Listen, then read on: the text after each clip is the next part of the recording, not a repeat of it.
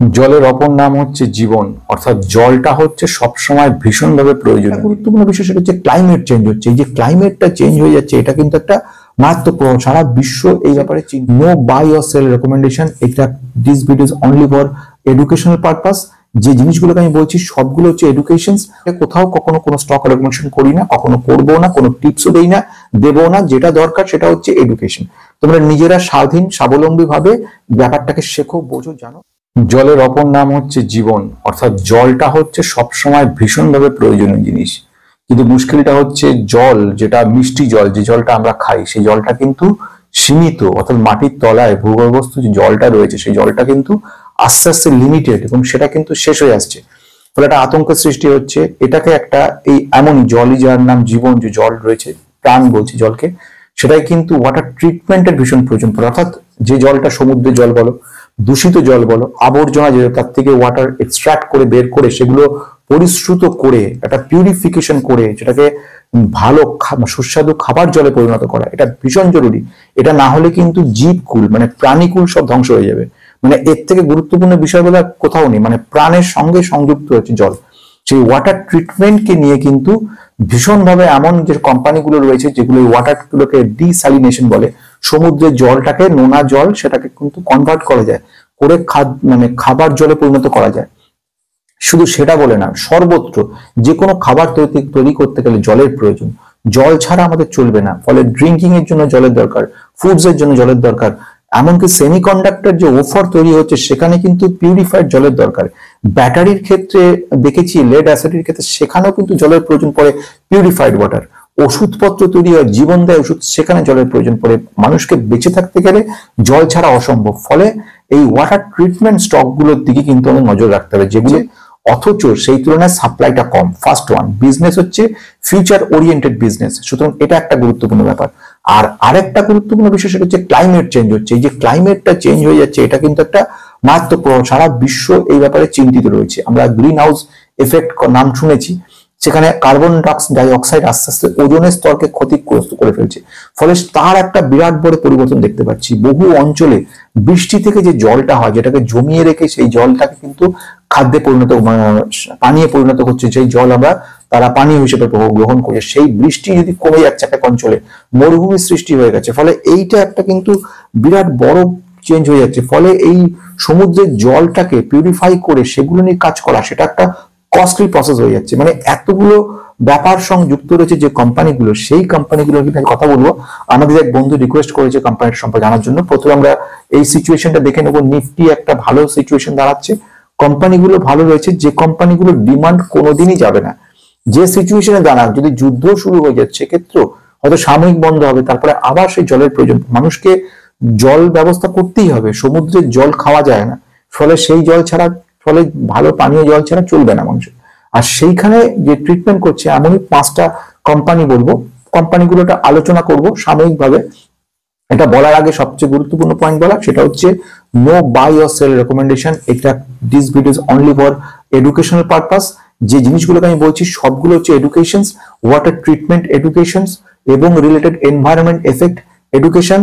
এই education related technical chart যেটা শেখাবো তোমাদেরকে, টেকনিক্যালি দেখানো যে সেখানে কি দাঁড়াচ্ছে, ফান্ডামেন্টালি এডুকেশন সেখানে দেখানো জিনিসটা কিভাবে করছি।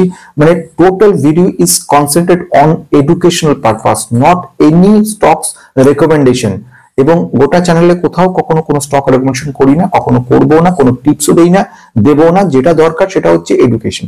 তোমরা নিজেরা স্বাধীন স্বাবলম্বী ভাবে ব্যাপারটাকে শেখো, বোঝো, জানো। and this is the only motto of this particular channel and all videos of this channel. তাহলে কি গুরুত্বপূর্ণ বিষয় দাঁড়ালো হচ্ছে, 1 নাম্বার আমরা বুঝতে চলেছি নিফটি সিচুয়েশন। এই নিফটি সিচুয়েশনে সেই পজিশনে ওয়াটার ট্রিটমেন্ট স্টক কি কি রয়েছে, এই স্টক গুলোর ফান্ডামেন্টাল কি রয়েছে, টেকনিক্যাল কি রয়েছে, এখন কি সিচুয়েশন রয়েছে, এবং টেকনিক্যাল প্রমোটারের সংখ্যা কি রয়েছে, পার্টিকুলার অ্যাকাউন্টসের পয়েন্ট অফ ভিউ থেকে এই কোম্পানিগুলোর ক্ষেত্রে এখন কোম্পানিগুলো কোথায় যেতে চলেছে, অর্ডারস কি কি রয়েছে, এই টোটালটা নিয়ে কিন্তু ভিডিওটা। তো এসব বলার আগে আমি সৌম্য টেক ইনভেস্টর পক্ষ থেকে সবাইকে স্বাগত জানাচ্ছি, নতুনদেরকে, পুরোনোদের অজস্র লাইক কমেন্ট শেয়ার। পুনরায় যারা ওখানে রয়েছে ওই চ্যানেলে তারা সকলে এখানে আসছো এবং অনেক ভিডিওটা হতে চলেছে। ভিডিওটা ইন্টারেস্টিং মান বলে কারণ হচ্ছে, এক number valuation, total Nifty market situation দাঁড়িয়ে গেছে সেটা হচ্ছে অনেকটা ডাউন হয়ে এসছে। অনেকে যারা বড় বড় অ্যানালিস্ট রয়েছে তারা সব বলছে যে এই সময় মার্কেটটা কিন্তু ফ্যান্টাস্টিক জায়গা রয়েছে, অর্থাৎ এখনই এন্ট্রি করার সুযোগ রয়েছে, মানে এটাকে একটা অপরচুনিটি বলছে। এখন এই মুহূর্তে বেশ কিছু ইন্টারেস্টিং স্টক রয়েছে এমন একটা বিজনেস অবজেক্টের, যেটাকে নিয়ে যে কথা বলবো, বিজনেস মডিউলকে নিয়ে যে কথা বলবো, বিজনেস যেটা ফিউচার একটা বড় জায়গা তৈরি করছে আমাদেরকে, সেটা নিয়ে কথা বলবো। সেটা হচ্ছে ওয়াটার ট্রিটমেন্ট। ওয়াটার ট্রিটমেন্ট নিয়ে আগে আমি জাস্ট বলে নিলাম। এখন যেটা সিধা সরাসরি যে কথাটা বলার জায়গা সেটা হচ্ছে নিফটি। নিফটির চার্টের মধ্যে দেখতে পাচ্ছ এখানে নিফটির চার্ট এটা রয়েছে, এখানে আমাদের আরএসআই রয়েছে। আরএসআই কি বৃত্তান্ত সমস্ত কিছু আগে বলেছি, এখানে বলার জায়গা নেই। এমএসিডি এখানে একটা রয়েছে, সেটা বুঝতেই পারছো। আরএসআই সুন্দর জায়গায়, এমএসিডি সুন্দর জায়গা রয়েছে। কেন সুন্দর জায়গা বলছি, কারণ এই সিচুয়েশনে আমি যদি দেখি এই মুহূর্তে আরএসআই আমাদের কিন্তু একটা ভালো জায়গা, 34-এ দেখাচ্ছে নিফটি, ভালো কথা। এমএসিডি কার্ভও ফ্যান্টাস্টিক জায়গার মুভ করছে। তো এইরকম একটা সিগন্যাল লাইনের সঙ্গে ক্রস ওভার হয়ে রয়েছে, এটাকে একটা অপরচুনিটি তৈরি করতে বলছে। এবং যেটাকে বলছে নেগেটিভ ট্রেন্ড, এটা একদম সত্যি ঘটনা, নেগেটিভ ট্রেন্ড কিন্তু বজায় রয়েছে। নেগেটিভ ট্রেন্ডটা শুধু ইউএস মার্কেট বলে না, আমাদের এখানে মার্কেটও কিন্তু প্রমাণ, অর্থাৎ টেকনিক্যালি প্রুফ করলাম একদিকে, ফান্ডামেন্টালি প্রুফ করছি আরেকদিকে। দুদিকেই একটা কথাই বলছে আমাদেরকে যে আমরা যে পথে এগোচ্ছি সেটা ঠিক। এবং যেটা এতদিন ধরে আমার ওই চ্যানেলে তোমরা যারা দেখেছো, কোনোদিন প্রায় 2.5 বছর ধরে আমি সেই চ্যানেলে তোমাদের সঙ্গে কথা বলে গেছি, সেখানে কখনো আমি টেকনিক্যাল চার্ট দেখাইনি। কেন দেখাইনি? টেকনিক্যালটা পরে দেখাতে চেষ্টা করছিলাম। এখন এখানে যেটা বলবো, টেকনিক্যাল ফান্ডামেন্টাল দুটোকেই সলিড ভাবে ধরে তোমাদের বোঝাবো দুটো সাইড থেকে। ফলে তোমাদের যে কনফিউশন যদি কিছু থেকে থাকে সেগুলো ক্লিয়ার করবে, টেকনিক্যাল জায়গাটাকে একটুখানি মানে তুলে দেবে। যারা অলরেডি জানো তারা একটু সুবিধা হবে, যারা জানো না তাদেরকে হাতে ধরে শিখিয়ে দেবো। ফলে এমন একটা জায়গায় নিয়ে যাবো যেখানে নিজেরা নিজেরা কনফিডেন্ট থাকবে, আর কখনো কাউকে বলবে না যে দাদা এটা কি স্যার, এটা কি স্টকটা ভালো কি খারাপ। এটা যেন কোনোদিন এই প্রশ্নটা কোনো জায়গায় না, আমার এখানে বলে না, কোনো আমাদের আমার এই চ্যানেলে যারা রয়েছে, এই প্রশ্নটা যেন কারোর মধ্যে না থাকে কখনো, যে এরপরে দাদা এটা কি করব, বা এটা কি নেওয়া উচিত হবে কি না উচিত হবে না। এমন ধরনের হাতে ধরে দেখাচ্ছি, ভ্যালুয়েশন কি সেটা দেখিয়ে দিচ্ছি, আরএসআই ভালো করে বুঝিয়ে দিচ্ছি, টেকনিক্যালি স্ট্রং স্টক কোনগুলোকে বলছি সেটা বুঝিয়ে দিচ্ছি, ফান্ডামেন্টাল স্ট্রং কোনটা বুঝিয়ে দিচ্ছি। এরপর আর প্রশ্ন থাকে না, এরপর প্রশ্ন এই ধরনের প্রশ্ন আর থাকবে না ছোটদের মতো, যে এই এখন কি এর, তোমরা যারা এখান থেকে শিখে যাচ্ছ যে আমি তো এটাকে নর্মালি কি করি, এটাকে কখনো আমি এইভাবে মনে করি না এটা কোনো একটা নর্মাল বাকিগুলোর মতো, ইউটিউব চ্যানেলের মতো। এটা এটা আমি যেটা মনে করি সেটা, এটা কিন্তু একটা যেটা বলতে পারো, আহ, খুব সাধারণভাবে যদি বলি, এটা একটা ক্লাস বলে মনে করি আমি, একটা টিউশন টেস্ট। সেই জন্য সবাইকে কম বেশি আমি তুই তুই করে বলি, তুমি করে বলি, বয়স্কদের তুমি করে বলি, অনেকের একটু বিব্রত বোধ করে, বুঝতে পারি। কিন্তু কি হয়, এটাকে আমি একটা ক্লাসের মতো মনে করে নিয়েছি প্রথম দিন থেকে, আজ বলে না, প্রথম থেকে দেখুন, দেখবে মোটামুটি গত 1.5-2 বছর ধরে আমি সবাই তুই তুমি করেই চালিয়ে যাচ্ছি। কেন এটাকে আমি মনে করি এটা ক্লাস, এর বেশি কিছু না। এবং সেখানে আমি চেষ্টা যেটুকু শিখেছি সেটুকু বোঝানোর চেষ্টা করি। আর ওই আপনি আগে করে বলতে গেলে আর কি হয়, এই শেখাগুলো আর শেখানোর জায়গাটা থাকে না। তাই জন্য যদি কেউ কিছু মনে করে থাকো, এইটা ক্ষমা প্রার্থী, কিন্তু কিছু করার নেই, এটা আমি মনে করি জায়গাগুলোতে। আচ্ছা, এইবারে আসছি যে জায়গাতে, সেটা হচ্ছে যে ভ্যালুয়েশন আমরা টেকনিক্যালি বুঝে গেলাম, এই জায়গাগুলো সব ওভার ভ্যালুড হয়ে গেছে, এগুলো সব আন্ডার ভ্যালুড জায়গায় চলে এসেছে। মানে আমরা যেটা এদের ভাষাতে যেটা বলা হয় সেটা হচ্ছে আন্ডার। মুহূর্তে যেটা দেখতে পাওয়া যাচ্ছে, নিফটি ভ্যালুয়েশন কিন্তু খুব সুন্দর জায়গা রয়েছে, যেটাকে আমাদের কাছে একটা লুক্রেটিভ সিচুয়েশন মনে হচ্ছে। এই সিচুয়েশনে আমাদের এক বন্ধু যে রিকোয়েস্ট করেছে সেটা হচ্ছে ওয়াটার ট্রিটমেন্টের ওপর, যেটা আমি বলছিলাম। তো ওয়াটার ট্রিটমেন্টের উপরে যেসব স্টকগুলো রয়েছে, যেগুলো বেশ খুব অসাধারণ স্টকগুলোর মধ্যে রয়েছে, তার মধ্যে কোম্পানিগুলো রয়ে গেছে। সেই কোম্পানিগুলোর মধ্যে 5টা কোম্পানিকে আমি বেছে নিয়েছি, যে প্রত্যেকটা কোম্পানির মধ্যে এবং তাদের মধ্যে বেস্ট আমার মতে, তোমাদের কোনটা কার লাগে তোমরা পরে বলবে, আমার মতে যেটা, সেগুলো নিয়ে আমি একটু কথা বলবো। আমি যে স্টকগুলোকে নিয়ে আলোচনা করার চেষ্টা করছি, প্রথম হচ্ছে ভাটেক ওয়াবাক, যেটা 5 বছরের রিটার্ন দিয়ে দিয়েছে 800%-এর উপরে, এবং 1 বছরের রিটার্ন দিয়েছে 166%। 5 বছর রিটার্নের পরে ম্যাক্সিমাম রিটার্ন থেকে কিন্তু ডাউন হয়ে গেছিল অনেকটা, প্রায় 80% মতো ডাউন হয়ে গেছিল স্টকটা, কিন্তু 2015 সাল থেকে 20 সালের মধ্যে এই ব্যাপারটা দেখবে। আমি 20 সালটা নিয়ে বাদ দিচ্ছি, 17-18 সাল ধরে নিচ্ছি, কারণ 19-20 সালের করোনার কোভিডের প্রভাব ছিল, সেখানেও প্রায় 50% ডাউন হয়ে গেছিল। এই হচ্ছে সেই স্টক, যে স্টক হচ্ছে ওয়াটার ট্রিটমেন্টের উপরে কাজ করে, এবং ওয়াটার ট্রিটমেন্টের উপর কাজ করে। সেকেন্ড যে স্টকটার কথা বলবো সেটা হচ্ছে ওয়েলস্পুন এন্টারপ্রাইজ। এই ওয়েলস্পুন এন্টারপ্রাইজ 5 বছর রিটার্ন দিয়েছে 700%-এর মতো, এবং 1 বছরে রিটার্ন দিয়েছে 82%, ম্যাক্সিমাম রিটার্ন 1488% রিটার্ন দেওয়া মাল্টিব্যাগার কোম্পানি। 5 বছর রিটার্ন দিয়েছে 700%, ফ্যান্টাস্টিক কোম্পানি। এই কোম্পানিটাও কিন্তু ওয়াটার ট্রিটমেন্টের উপর অসম্ভব ভালো করে কাজ করছে। যেরকম ভাবে ভাব ওয়াবাকের একটা ব্যাপার হচ্ছে, আমরা যদি 1 মাস দেখি 5% ডাউন রয়েছে, 6 মাসে যদি দেখি 38%, আর 5 দিনের মধ্যে 12% ডাউন হয়েছে। আমরা যদি এখানে দেখি ওয়েলস্পুনের ক্ষেত্রে 5 দিনে মোটামুটি আমি যদি দেখি 2% ডাউন রয়েছে, fantastic. Third company ion exchange, এও কিন্তু ওয়াটার ট্রিটমেন্টে কাজ করে, 5 বছর রিটার্ন দিচ্ছে 200% মতো। 5 বছরে মোটামুটি 2022 সাল থেকে কোম্পানিটা এনলিস্টেড রিপোর্ট দেখাচ্ছে। আমি যদি 5 দিনের মোটামুটি দেখি 6% ডাউন হয়ে রয়েছে। এছাড়া ফোর্থ যে কোম্পানির কথা বলবো সেটা হচ্ছে ইএমএস লিমিটেড, এও কিন্তু 5 বছর রিটার্ন 200% দিয়েছে। যদিও অতদিনের পুরনো নয় কোম্পানিটা, 2023 সালের কথা বলছি। 1 বছর রিটার্ন 100%, বিগত 5 দিনের রিটার্ন কিন্তু 4% পজিটিভ দেখাচ্ছে। আমরা চলে আসবো লাস্ট কোম্পানির ক্ষেত্রে। সেই কোম্পানিটা হচ্ছে কি, সেই কোম্পানির নাম হচ্ছে থার্মেক্স। 5 বছরে 340%, ম্যাক্সিমাম রিটার্ন দেখাচ্ছে এখানে 54% মাত্র। গত 1 বছর রিটার্ন কি দিয়েছে, 1 বছর রিটার্ন কিন্তু খুব একটা ভালো দেয়নি, 54% মতো। বিগত 5 দিনের রিটার্ন 4% ডাউন, 1 মাসে মাত্র 5% হচ্ছে। এই হচ্ছে মার্কেট ক্যাপ কোম্পানিটার এই মুহূর্তে যদি দেখে নাও।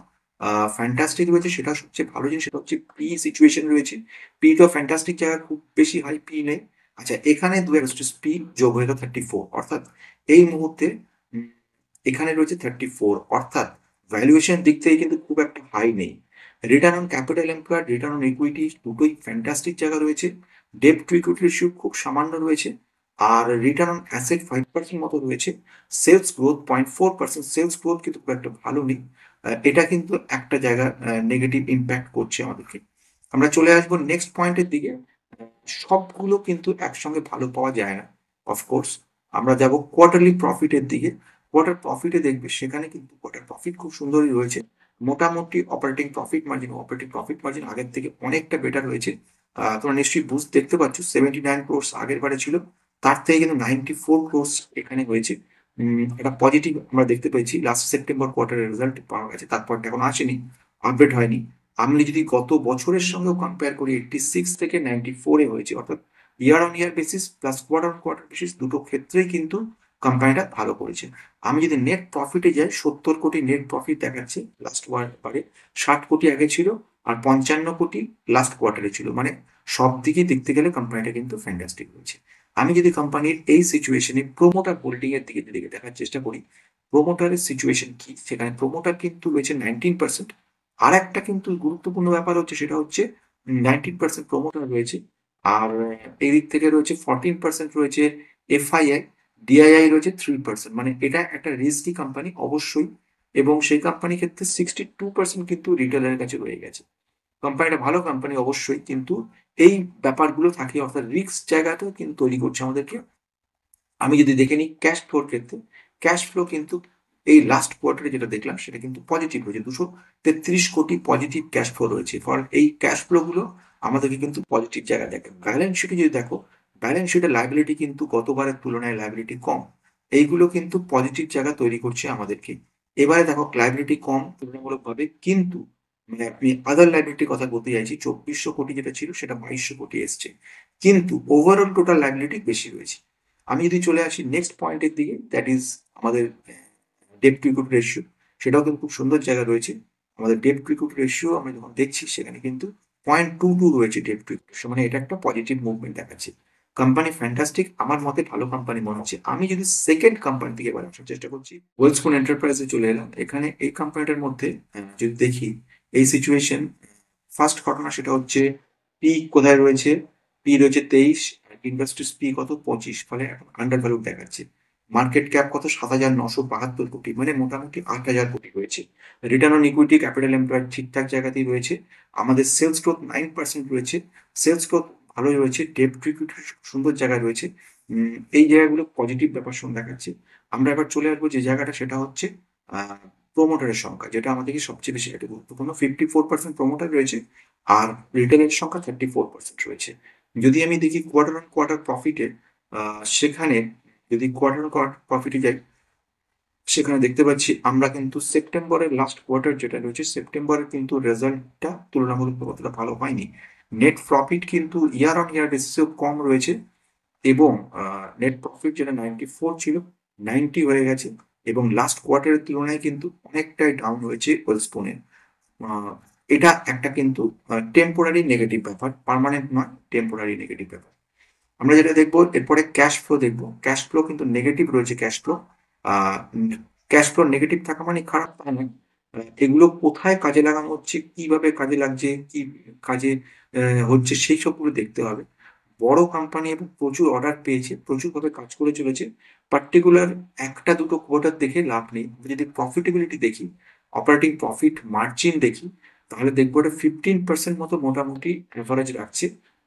আমরা যদি দেখে নিই প্রফিটেবিলিটিতে, প্রফিটেবিলিটি কিন্তু মোটামুটি লাস্ট বিগত 5 বছর 6 বছরের প্রফিটেবিলিটি খারাপ নেই, যথেষ্ট ভালো রয়েছে। ফিউচার একটা ভালো জায়গা নিয়ে রয়েছে। ফলে এই মুহূর্তে কোম্পানিটা কিন্তু ভালো জায়গায় রয়েছে। আমি যদি এখানে দেখে নিই এই সিচুয়েশন ডেট টু ইকুইটি ভালো জায়গা, সেলস গ্রোথ রয়েছে 3 বছরে 23% মতো। এটাও কিন্তু একটা যাকে বলছি আমরা ওয়াটার ট্রিটমেন্টের জন্য একটা সেরা কোম্পানি। এবং এদের যে প্রসেসড হাইব্রিড অ্যানুইটি মডেলে এরা কাজ করে, অর্থাৎ গভর্নমেন্টের সঙ্গে এরা যুক্ত হয়ে গভর্নমেন্ট প্রাইভেট এইভাবে ওরা কিন্তু কাজকর্ম করে। প্রচুর অর্ডার পেয়েছে, ফ্যান্টাস্টিক। আমি যদি চলে যাই নেক্সট কোম্পানির দিকে, সেই কোম্পানিও খুব ইন্টারেস্টিং কোম্পানি। এই কোম্পানি এই মুহূর্তে ইন্ডাস্ট্রিজ P34.3, অর্থাৎ একটু ওভার ভ্যালুড রয়েছে। সবগুলি হচ্ছে small cap company, mid cap লেভেলের company. Sales growth not bad. ইনভেস্টারের প্রমোটারের সংখ্যা 25%, প্রমোটার সেল করে চলেছে। আহ, এবং রিটেলের সংখ্যা 39% রয়েছে। ক্যাশ ফ্লো কিন্তু নেগেটিভ রয়েছে। কোয়ার্টার অন কোয়ার্টারে যদি প্রফিটেবিলিটি দেখি, সামান্য প্রফিট বেড়েছে। লাস্ট ইয়ার অন ইয়ার বেসিসে কিছুটা হয়েছে, কোয়ার্টার অন কোয়ার্টার বেসিসে কিছুটা হয়েছে, প্রফিটেবিলিটি ঠিকঠাক রয়েছে। যদি এর ডেট টু ইকুইটি রেশিও দেখি 0.20 রয়েছে, ইন্ট্রিনসিক ভ্যালু 358, এবং আরেকটা গুরুত্বপূর্ণ পয়েন্ট সেটা হচ্ছে সেলস গ্রোথ 5 বছরে বেটার আগের দুটো কোম্পানির তুলনায়। এটা হলো ইয়ন এক্সচেঞ্জ ইন্ডিয়া লিমিটেড। এবারে আমি যদি চাই, আমরা যেটা দেখবো এরপরে সেই কোম্পানি ইএমএস এ আমরা দেখছি 5,007 কোটির মোটামুটি স্মল ক্যাপ কোম্পানি রয়েছে। পি দেখি 29.2, আর ইন্ডাস্ট্রিজ পি 25.5, একটু ওভার ভ্যালুড লাগছে। আমরা প্রমোটারের সংখ্যায় যাব, প্রমোটার 69% প্রমোটার হোল্ড করছে, রিটেলারের সংখ্যা তুলনামূলক কম। ক্যাশ ফ্লো আমরা দেখছি নেগেটিভ, এটা একটা ব্যাপার রয়েছে। আর একটা ব্যাপার দেখা, কোয়ার্টার অন কোয়ার্টারে এদের প্রফিটেবিলিটি কিন্তু মোটামুটি এক জায়গায় ভালো রয়েছে। 57 কোটি গত বছর ছিল, এবছরে 69 কোটি, লাস্ট বারে 50 ছিল, এটা হচ্ছে 69, মানে অপারেটিং প্রফিট মার্জিন ভালো জায়গায় রয়েছে। আর আরেকটা নেট প্রফিটও কিন্তু খারাপ নেই। এই হলো আমাদের মোটামুটি কোম্পানিগুলো দেখা। এবারে আমরা কি কি কোম্পানি নিয়ে আলোচনা করলাম। ফার্স্ট আমরা দেখলাম ওয়াবাক, ভার্টেক ওয়াবাক। সেকেন্ড আমরা কি দেখলাম, দেখলাম ওয়েলস্পুন। থার্ড ওয়ান কি দেখলাম, ইয়ন এক্সচেঞ্জ। তারপরে আমরা দেখলাম ইএমএস লিমিটেড। আর লাস্ট ওয়ান আমরা দেখছি সেটা 7.4 হচ্ছে পি, আর ইন্ডাস্ট্রিজ পি এর সঙ্গে সেম রয়েছে। সেলস গ্রোথ 9% মতো রয়েছে। প্রমোটারের সংখ্যা এখানে 61% রয়েছে পজিটিভ। কোয়ার্টার অন কোয়ার্টারে যদি যাই, সেখানে আমাদের কিন্তু গত বছরের তুলনায় প্রফিটেবিলিটি ভালো দেখাচ্ছে। যদি লাস্ট কোয়ার্টারের সঙ্গে কম্পেয়ার করি, সেটাও ভালো দেখাচ্ছে। নেট প্রফিট আমাদেরকে কিন্তু যেরকম আগের বারে গত বছর 169 কোটি দিয়েছিল, সেটা কিন্তু এবছরে 198 কোটি হয়েছে। গত কোয়ার্টারে 109 কোটি ছিল, সেটা এই কোয়ার্টারে 198, ফলে প্রফিটেবিলিটি ভালো জায়গায় রয়েছে। মানে ফান্ডামেন্টাল দিক থেকে কিন্তু কোম্পানিটা ভালো রয়েছে। কিন্তু যে জিনিসটা বক্তব্য রাখছে, উম, এর অর্থাৎ এই কোম্পানিটার এই মুহূর্তে ফার্মেক্সের সিচুয়েশন অনুযায়ী যদি দেখে নিই, এই কোম্পানিটাও কিন্তু যথেষ্ট ভালো জায়গায় রয়েছে। এই কোম্পানিগুলোর মধ্যে তোমার কাছে বা তোমাদের কাছে কোন কোন স্টক গুলো রয়েছে, আদৌ আছে কিনা, নেবার কোনো প্ল্যান আছে কিনা, নিলে কোনটা কোনটা দেখে নেবে, বা এর মধ্যে কোনটা তোমার মনে হচ্ছে যে ভালো নেই, বা কোনটা মনে করছো যে আমার যেরকম আমার স্পেশালি লেগেছে ভার্টেক ওয়াবাক, কিন্তু তোমাদের আলাদা মত হতেই পারে, এবং তোমরা এটাকে নিয়ে আরো একটা অ্যানালিসিস করে যাবে, করে একটা ফাইনাল জায়গা আসবে যে স্টকটা কোথায় কি সিচুয়েশন মনে হচ্ছে তোমাদেরকে। আজকে এখানে শেষ করছি, নেক্সট ডে আবার দেখা হবে কালকে।